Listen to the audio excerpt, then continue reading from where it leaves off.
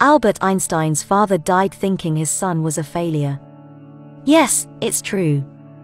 Before Einstein became that Einstein, he was a struggling young man in Europe. He skipped classes, and his professors never took him seriously. Moreover, Einstein never performed spectacularly in school.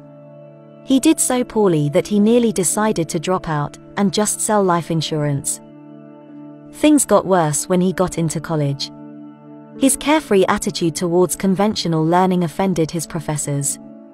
Hermann Minkowski, his mathematics professor, used to call Albert Einstein a lazy dog.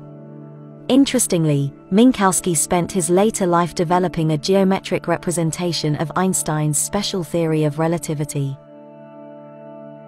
Because of his poor reputation as a graduate student, Einstein failed to secure a job. Some of his friends went on to work in reputed labs and universities, but Einstein remained jobless. He also started tutoring school children, but his students could not score good grades because Einstein always went too far. He always believed in the application of knowledge rather than cramming of mathematical formulae and scientific concepts.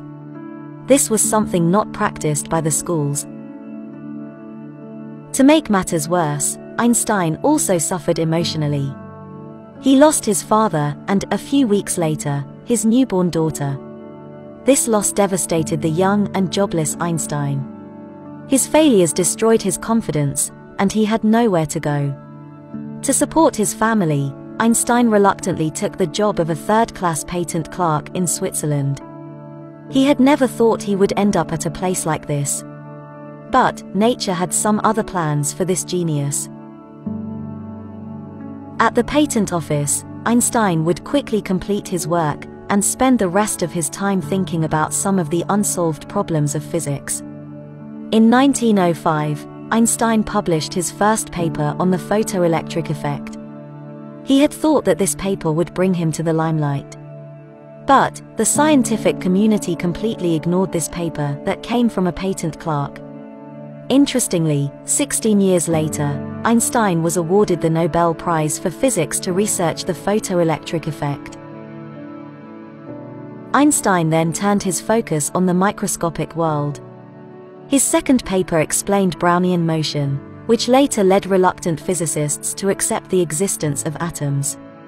To his despair, no one was talking about it.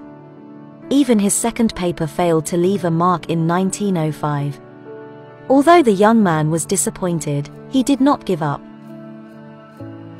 Then came the third paper that changed the course of science. This brilliant paper introduced the special theory of relativity. It landed on the desk of the father of quantum physics, Max Planck. His assistant told him he had never seen something like this since Newton's work on classical physics. The special theory of relativity describes what happens when something travels close to the speed of light. This paper brought him fame and recognition among scientists. But he didn't stop. In 1905, he published his fourth paper introducing the flagship equation of physics, E equals mc squared. This equation tells the relationship between mass and energy. Einstein's special theory of relativity later found applications in particle physics. The construction and working of accelerators such as the Large Hadron Collider in Geneva would not have been possible without this equation. However, Einstein realized that this theory was incomplete. It did not incorporate the two most important parameters of the universe, gravity and acceleration. Einstein spent the next 10 years of his life developing the general theory of relativity, which became one of the two pillars of physics, the other being quantum mechanics. The most important thing that we can learn from Einstein is that no matter what, we should never give up. Despite all those difficulties and rejections, Einstein never stopped doing what he loved.